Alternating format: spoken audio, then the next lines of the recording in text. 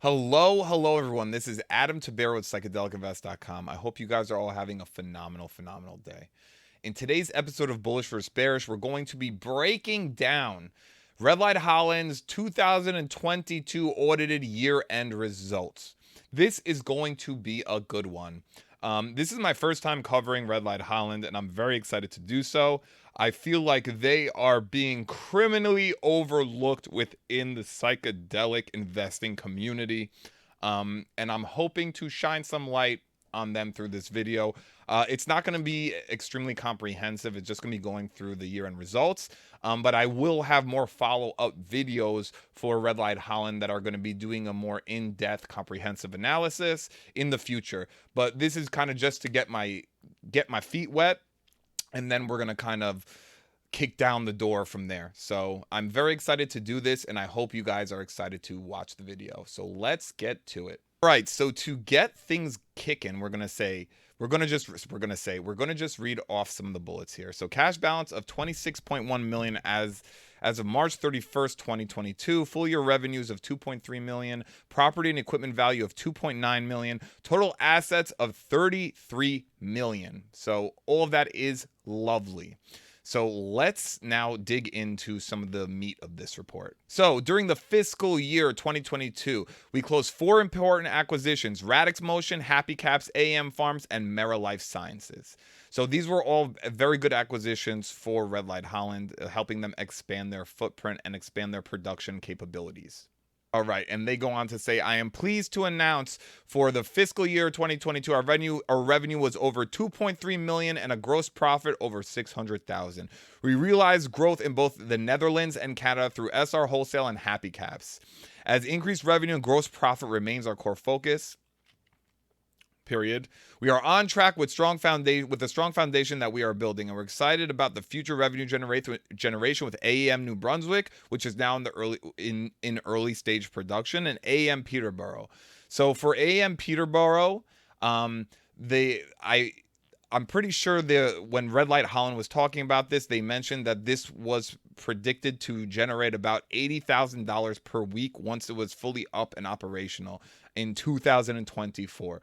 So these are that's really good to keep in mind, because $80,000 per week is nothing to scoff at. And that's in 2024. That's pretty soon. So they go on to say, most recently, we are also very excited to work with Mr. Cap with marketing advisory services from the one and only Wiz Khalifa. And I've covered this ad nauseum at this point. I think Wiz Khalifa was one of the best things that Red Light Holland did in terms of partnering with somebody who is extremely culturally relevant for marijuana and hopefully soon to be psychedelics. And he's also a pretty damn good rapper. So we have that. As well, we have now officially closed our acquisitions of 2 smart shops in OSS and Utrecht, the Netherlands. We are confident in our fully vertically integrated strategy and cannot wait to start rebranding our wholly owned smart shops to Wellness World in the coming months. So this is lovely. Basically, we have a strategy that Red Light Holland has laid out. They are following that strategy to the T, and they're doing a wonderful job. They are going to be manufactured. They have these facilities where they're going to be manufacturing all this stuff that are going to be generating them revenues. So there was something in the second paragraph here that I wanted to mention. So he says, Shapiro goes on to say, as you know, I love marketing and brand building. So I want to highlight this because this is one thing that is a tremendous strength for Red Light Holland, is that their marketing and brand building is top notch. They've been doing a really good job. And this is also one of the reasons you should be taking them very seriously, because when you're trying to sell these, let's say, recreational psychedelic products, it's branding and marketing is going to be everything. And they're early and they're doing a phenomenal job so far. So I love the work. I love what they're doing in regards to marketing and brand building. And I'm happy that it's mentioned here because in terms of just being something that they value tremendously, because it shows. It definitely shows, and this is going to pay dividends to the investors in Red Light Holland when things really when the wheel starts to get rolling.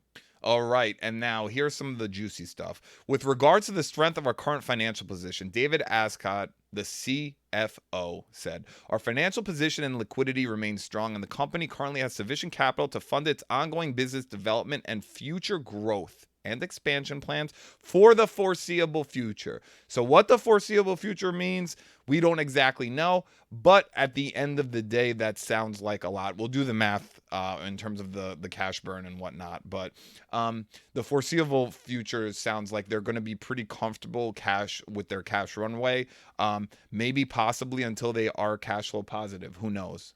The working capital as of March 31st, 2022 is $25 million, which includes $26.1 million of cash and cash equivalents. During the year, we recorded a non-cash impairment loss against intangible assets and goodwill in the amount of $5.9 million. So I think what they're trying to say here is that this $5.9 million loss it's not something that's going to be consistent in every financial results or earnings report that they release. This is a one-time thing. We'll take them for face value right now. We'll have to see what happens in the next earnings report, but that's good to know that about 6 million was not really is 6 million can kind of be ignored for now. But we'll have to see in the next earnings report. All right, so now we have some of the financial numbers here where we can do a little bit math to figure out the cash runway. So we're going to have net losses for the year at 14.6 million. So we're going to subtract that 5.9 million from there, because we're working under the assumption that this was a one-time thing. So let's just take it off for now, just so we can kind of speculate on what the cash runway might be for the next year. So we'll have the 14 million, we'll subtract the 6, we'll get 8. And then let's take the revenues and subtract that from the losses as well. And we'll get about roughly $6 million of net losses per year. Please correct me if I'm wrong. I'm doing everything in my head right now. And I'm also just rounding. So at about 6 million per year in losses. So this is taking into account revenue, and this is also working under the assumption that that 5.9 million was a one-time thing. With the cash they have on hand, which was I think like 25 million. Yes, so we'll do 26 million. So they have a pretty damn good cash runway here. So like I don't want to take everything for face value yet. I'd rather see in their next earnings report, but Red Light Holland is pretty safe in regards to their cash runway.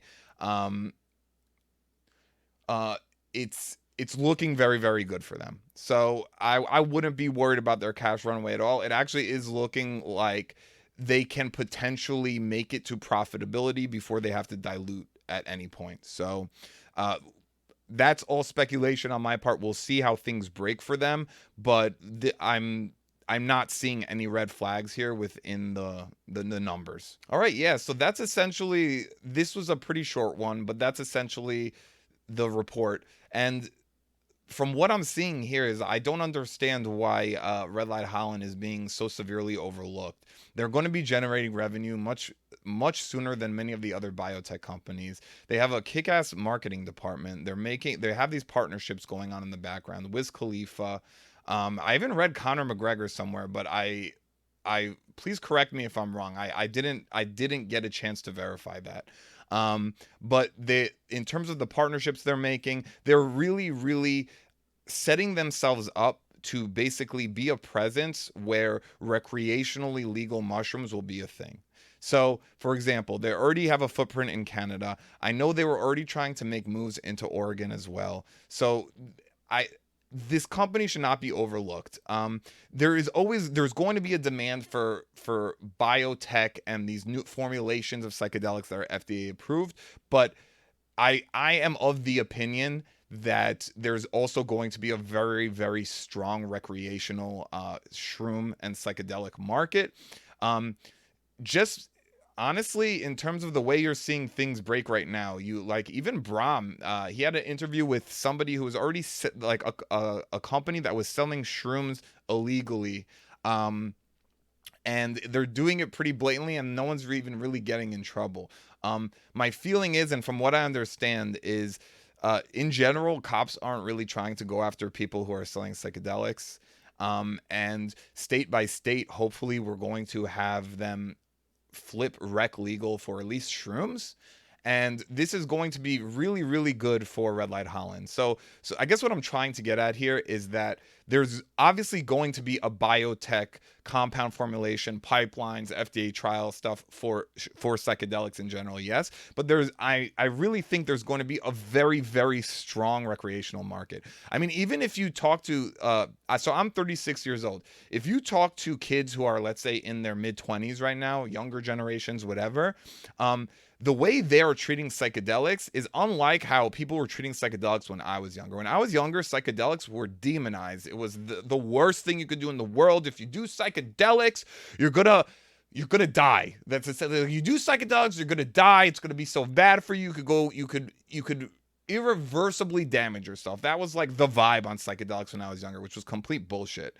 But now you have, first off, the younger generations are so much more into psychedelics at a younger age. They're essentially treating them. Obviously, you can't treat psychedelics but like marijuana, because in terms of tolerance and the consumption and just the way it works, it's not like weed.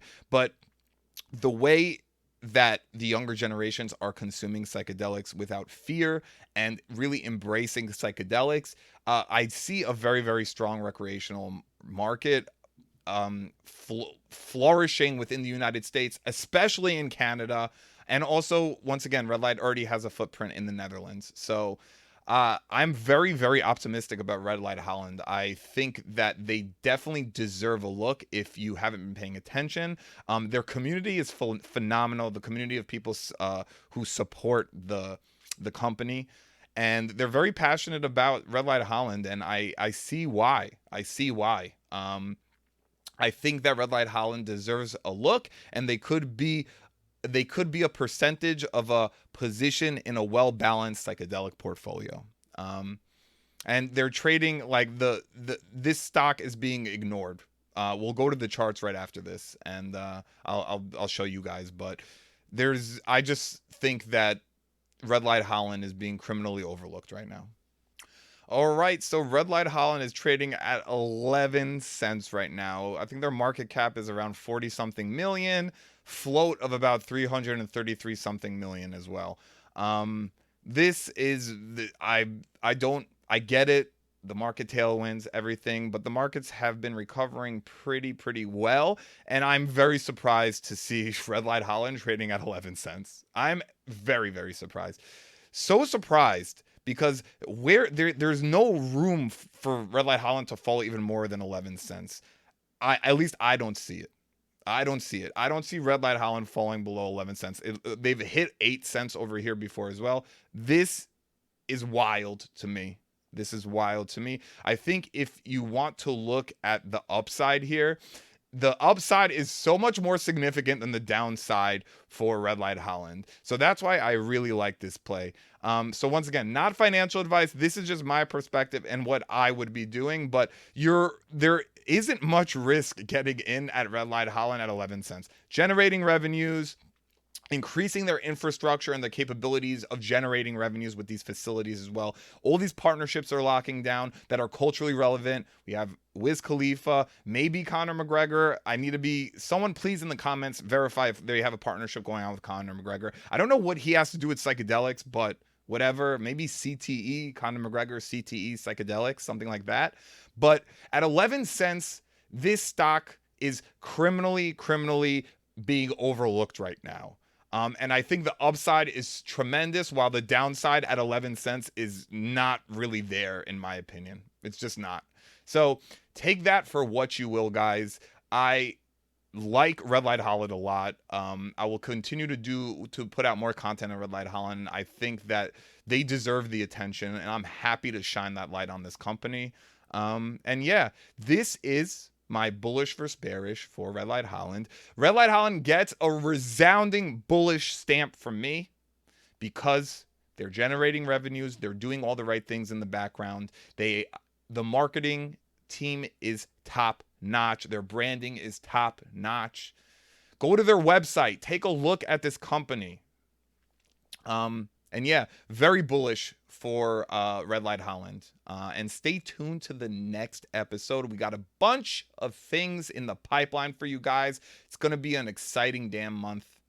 I hope you guys have an amazing day. Markets have been looking pretty damn good lately. It's like as if inflation didn't even exist. So we'll see how things go. But yeah, this is Adam with psychedelicinvest.com. Have a great day. Wanted to add one last thing, guys. My name on Instagram and Reddit is Waxing Eloquence. WAXINGELOQUENCE. Feel free to message me. Say hi. Let me know how you feel about these videos. Let me know if you like the t-shirts I'm wearing in the videos. Let me know if I need to shave anything, whatever you want to say. Reach out to me. Say what's up. Have a great day.